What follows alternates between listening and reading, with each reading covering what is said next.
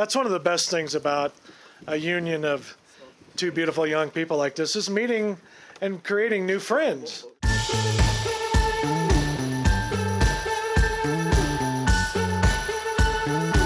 Now, I've been to a lot of weddings in my life, and I've seen a lot of people get married, and I have gotten this sixth sense of being able, some people might even call it unagi.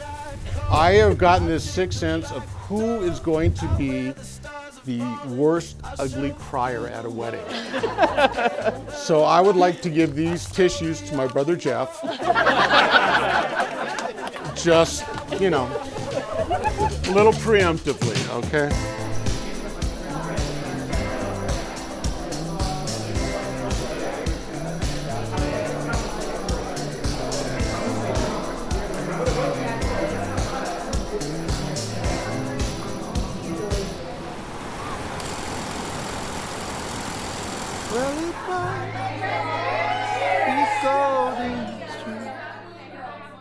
Now, I want you both to take a moment, and I want you to look out at this crowd here. These people are all here for one reason, because they love you. A very wise woman, your Aunt Mary Ann, once told me, you can't have too many people in your life that love you.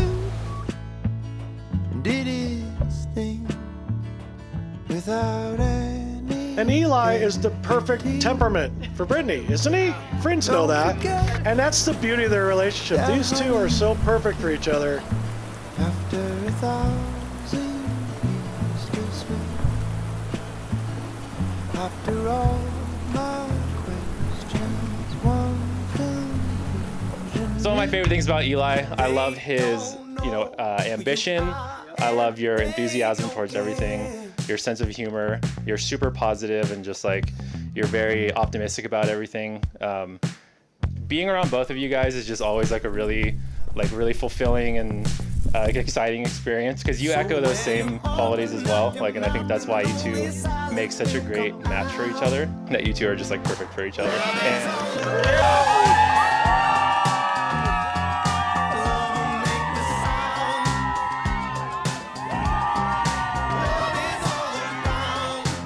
I'd like to start off with how Brittany and Eli's love story began. Eli once shared with me a long time ago that the moment he saw Brittany, he knew she was the one. The first time Brittany and Eli met was in the graphic design class at Cuesta College. Brittany described Eli as the class clown. She said he was very friendly, talked to everybody. However, one day they were in a class alone. Brittany thought she'd walk up and talk to Eli. However, Eli wouldn't talk to her, and Brittany couldn't figure out why. It turned out Eli got so nervous, he left without talking to Brittany. 100% true. That design class ended. Fast forward a little bit, they found themselves later in an astronomy class together. After that class ended, they didn't see each other for a while until later when mutual friends reintroduced them.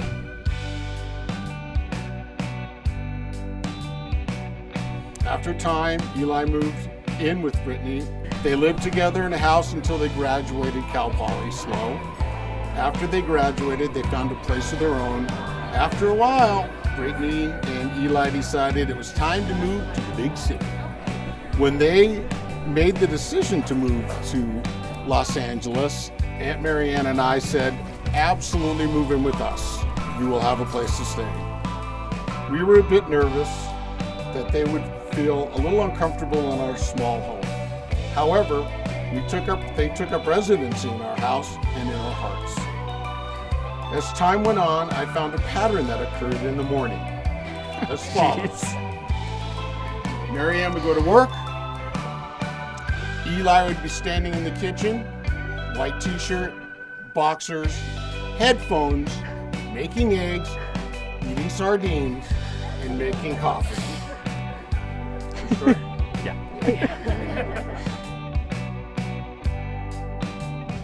So it was around breakfast time. I would walk into the kitchen, and there would be Brittany. She took up residence on our dining room table. She had an iPod a computer, telephones, and she'd be multitasking as well as we know our Brittany can do. I would walk by and she'd look at me and she goes, "Hey, what do you want to do for dinner?" "Brittany, it's 8 o'clock in the morning. I haven't even had breakfast yet."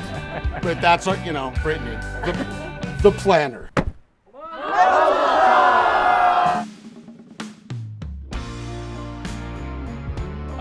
I've been probably writing the speech in my head from the moment that I first met Brittany.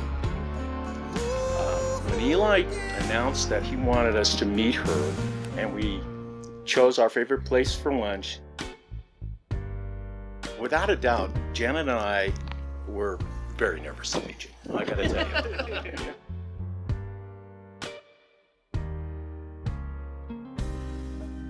We chatted all afternoon, and in the blink of an eye, she just fit in.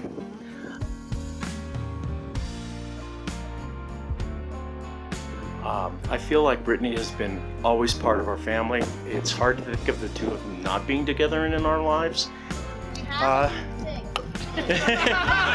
This is, it's a Kiddush cup from Eli's bar mitzvah, and I would like to give it to you so you can share a toast like Eli did for his bar mitzvah, and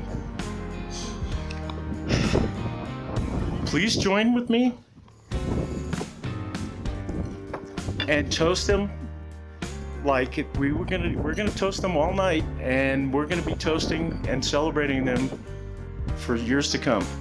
And first off, l'chaim, to life. To life.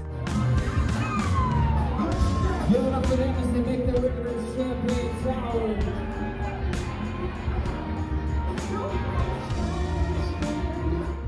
During the time Eli and Brittany stayed with us, they also traveled. They traveled for pleasure, they traveled for work, and oh yes, they went to weddings. We didn't realize at the time that these short trips were preparing us for when they would find a place of their own and move out. We learned quickly that nothing would prepare us for that day. We were told that they had found a place to live. We were heartbroken for us, but we were elated for them.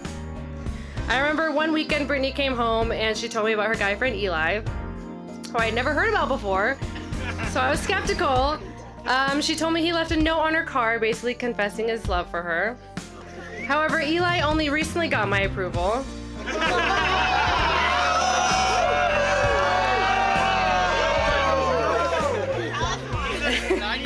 Because you see, it's only about until the 7th time you help me move. I was like, yep, that's when he's allowed into the family. Even at 7 a.m. when I'm not even there. I'm just kidding. I'm so happy I finally get the big brother I never had. I honestly couldn't have handpicked a more perfect guy for Brittany to spend the rest of her life with. And the perfect uncle for my little baby dog, Kiko. Brittany has always had to look after me my whole life, and I'm so happy she has someone to look after her. Brittany is the most caring, thoughtful, and genuine person that I know, and deserves all the love and happiness in the world.